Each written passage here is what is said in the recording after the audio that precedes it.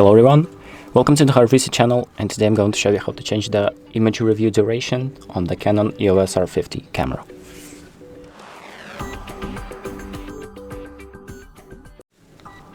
So the first thing that we're going to do is click on the menu button to open up settings, and we're going to use these 4 keys to navigate through the settings and select the camera section and then subsection number 3.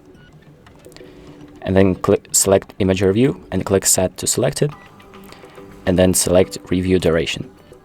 And here you can change the options to off, so there's no review. For example, when you take a photo, there's going to the result of the photo is going to pop up for like 2 seconds, but if you don't want that, you can just select off. Or if you want to change the duration, you can select any of these options, or you can select hold. And once you're done, you can just click on menu to exit out the menu, and the settings will be automatically applied. So that's about it. Thank you for watching. I hope this video helps, and make sure to like and subscribe.